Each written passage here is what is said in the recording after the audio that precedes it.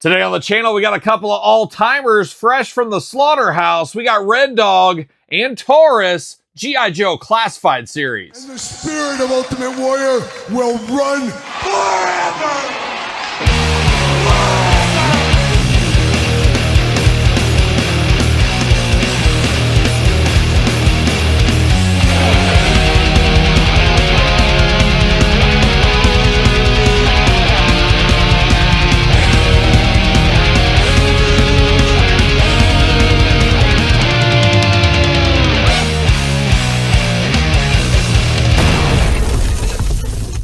Everyone, Kyle here, back again with another G.I. Joe Classified Series unboxing and review. And today on the channel, we got two of my favorites from my playing days as a kid. We got fresh from the slaughterhouse. We got the Slaughter team members in Red Dog and Taurus. But of course, for all your G.I. Joe Classified needs, better hit up jaystoysandgames.com. Use discount code Kyle. Save yourself 15% on all in-stock items. Got to get a deal out there. And a plot twist, got this from Hasbro Pulse. Not sure if it's a Pulse exclusive. I believe a fan channel exclusive. Either way, I did pick it up at Pulse, and I'm very happy to pick this one up. As a kid, I love these two. Obviously, Mercer was part of the bunch as well to complete it. We got Mercer and Sergeant Slaughter last year. Gosh, has it been that long? I guess it has been. And we'll bring those guys out for some comparisons later on in this very video. And you know we're going to do this video like we do all the other videos on the channel. We're going to take a look at the packaging. We're going to talk about it. We're going to unbox it. We're going to talk about it. We're going to see where it goes from there. And Todd McFarlane and Mark Summers on the couch today. Great to have you here, Mark Summers. We're going to talk a little history with Duke with these two, of course. You guys know. Wouldn't be a Joe review without some Duke stories, as we know as well. Not really stories, more truths, I guess. You're right, Todd McFarlane. But we got Red Dog and Taurus, like a Ford Taurus. My first ever car I had was a 1990 Ford Taurus. Oh my gosh. Rusty, the defrost didn't work on it. A perfect car for a young driver, I guess is what that one was.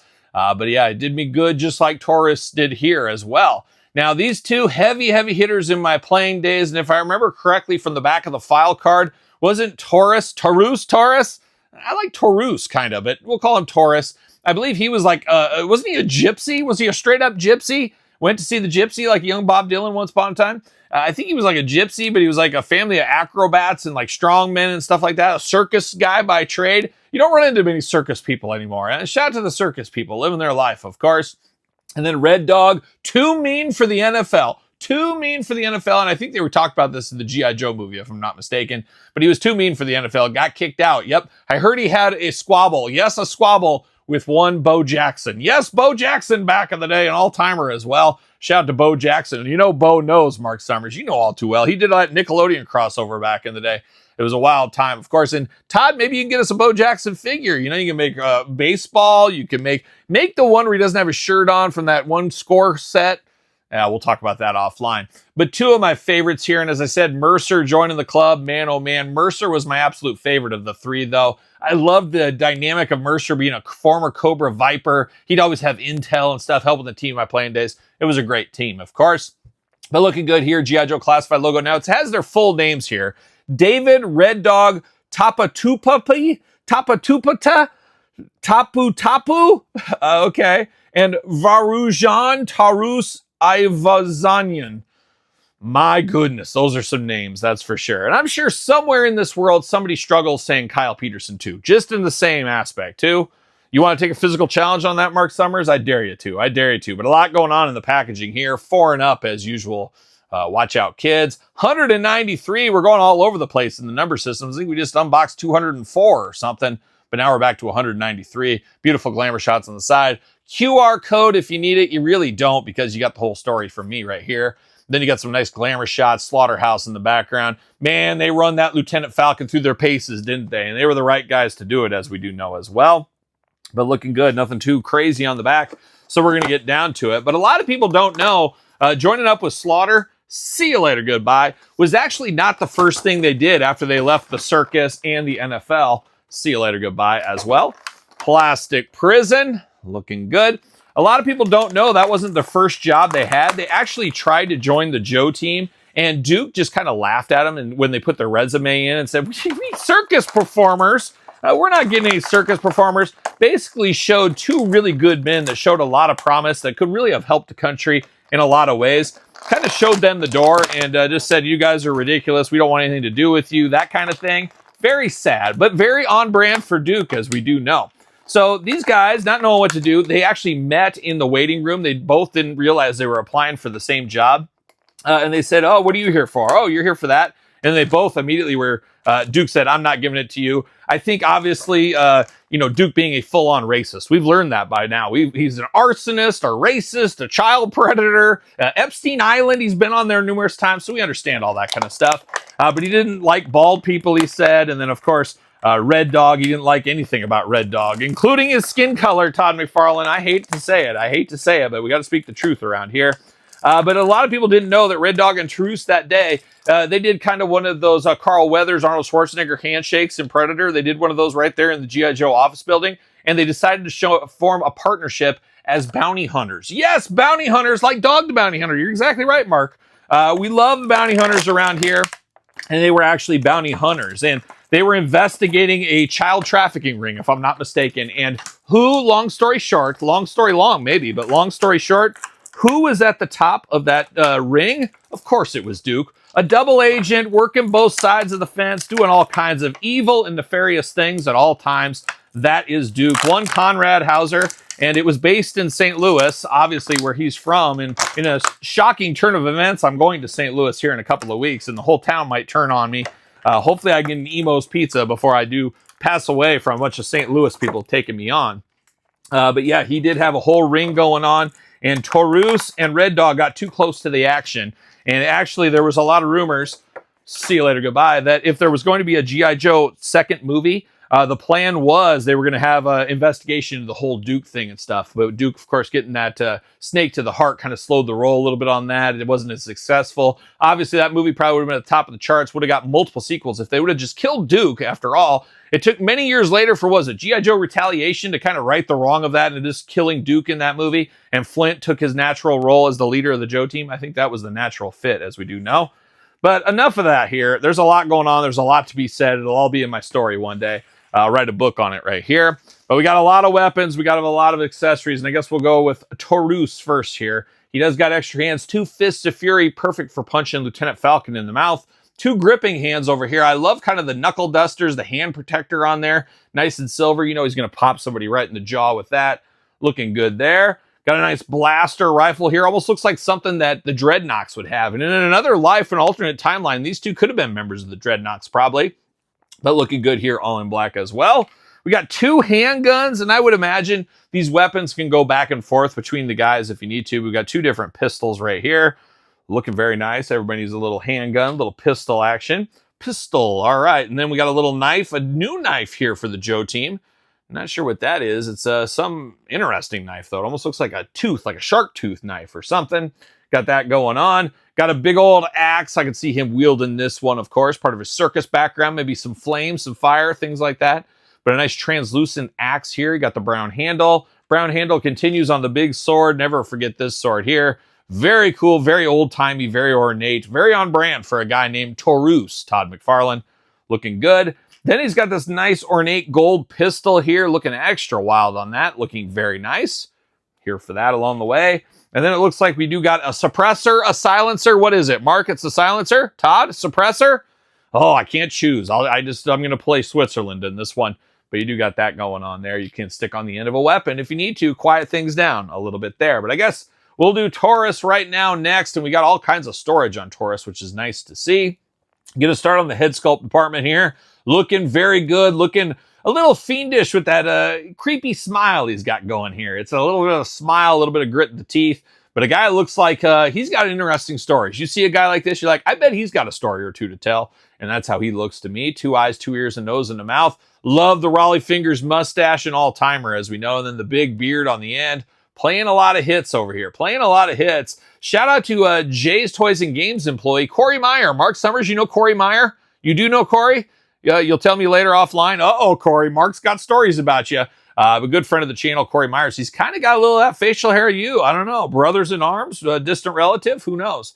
But looking good. I like the head sculpt on this one. Got the yellow shirt underneath with the deep V. The deep V-neck, that's a power move if there ever was one. Some shoulder guards as well. Got a little vest over the top from leftover from his bounty hunting days. Got the little squawk box radio on the side ready to go. Of course, does have a grenade here. You got to always be careful because Duke will walk by you and he'll pull the pin on that, even if you're not paying attention. Very dangerous. Got some bullets sculpted in. Got a little pistol holder right up there, I guess. And then I guess we got one on the side too. Well, I guess he does have two technically for him. So we do got holsters there ready to go. Got the hole in the back for the backpack. No backpack with him though, however.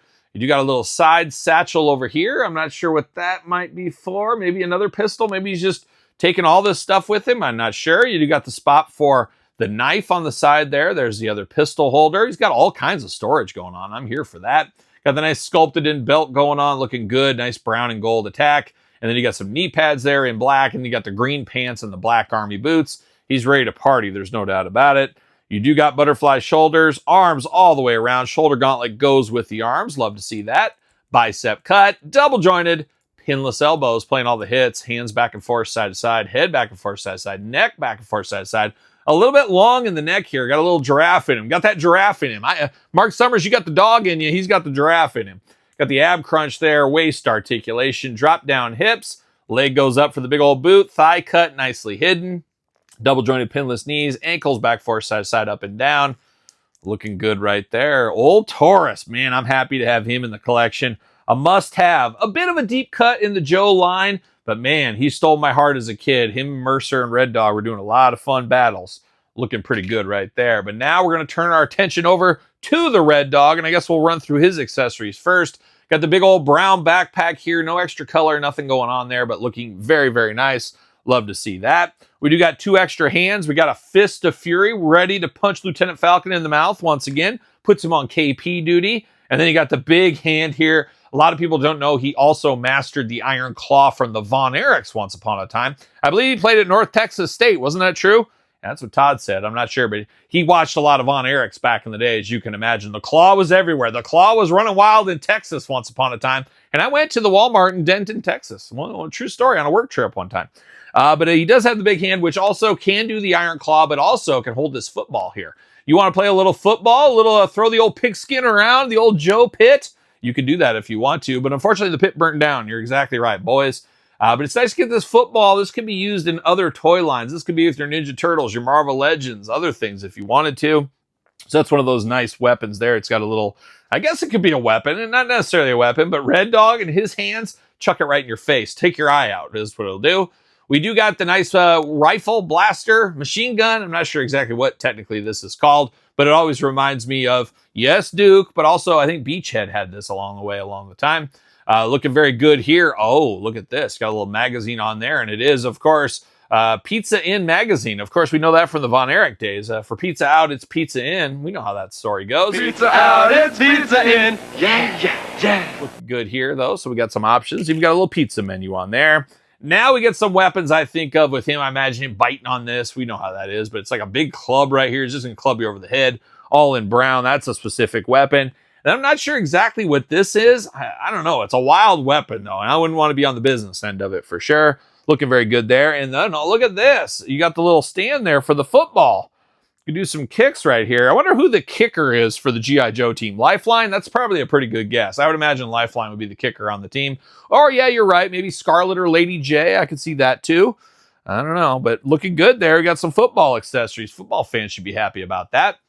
But now we're diving into Red Dog here. Looking good. I love the shark tooth necklace as well. That's where he means business. Going back to his roots, living off the sea, the oceans, of course, as we know. But looking very good. Got the headband over the top, looking nice. Got some earrings going on. 2 eyes, 2 ears, nose, and a mouth.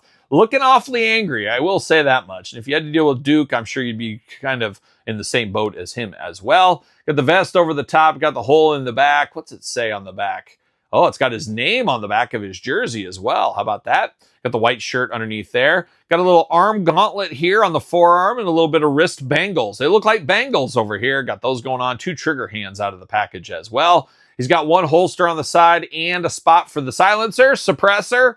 You got that spot, so this definitely goes over to him, of course. Love the bright blue pants on here. You got the red line down the side. Almost looks like something from the Cobra Viper looks here. And then he's got those tall black boots. And then you got the steel on the back, so he can kick you with the heel maybe.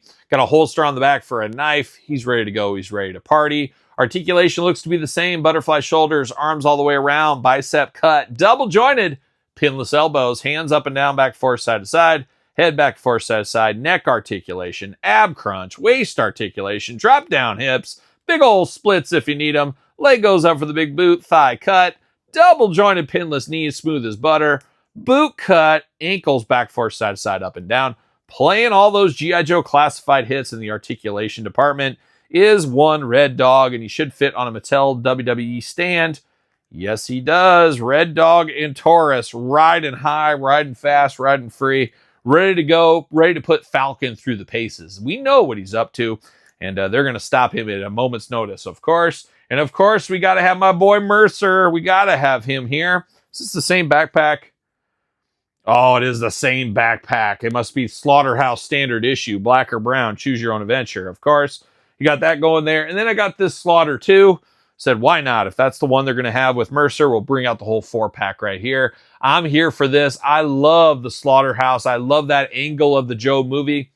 Thought it was really cool. A great way to introduce some new fun characters. Just wish they had a little bit more time. I believe Mercer was hunting for the Deke later on, if I'm not mistaken. I only went through those Deke episodes once. All right, I went for the Deke twice, Todd McFarlane. I saw those episodes like twice, but I think Mercer was in some of those episodes, if I'm not mistaken. And wasn't there a Mercer, like a second generation of Mercer in the 90s where he had like a beard? Give me that Mercer too. I need that one in the collection. And one thing a lot of people don't know, Mark Summers, you and I talked about this one night late on the deck. Late night, I think it was 4th of July a couple years ago. We talked about it over a couple of coldies, I think is what you called them. And then you slimed me. It was wild. You slimed me out there in the backyard. But we talked about our mutual love for the Mercer out there and how when Mercer was being cast in a local G.I. Joe movie that starred good friend of the channel, Midwest professional wrestling legend Gay Octane. He played Shipwreck. They were going to cast Mercer, and there was a lot of rumors I was up for the role. But they didn't give it to me, and they ended up not having Mercer in the movie. But I said, if there's a sequel, I'll definitely be Mercer. I'll be Mercer.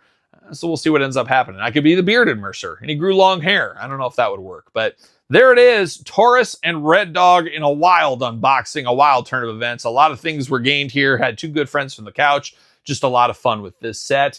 Very happy to have this in my hands. Very happy to have the Slaughter team. Bring on the rest of the Slaughter Marauders. We know we're going to get those guys. I'm not sure if they're going to be fan channel, Walmart exclusive, maybe Target. Again, we'll see what happens. But I'm ready for the whole Slaughter outfit. Give me a whole shelf of Slaughter variants and his whole team.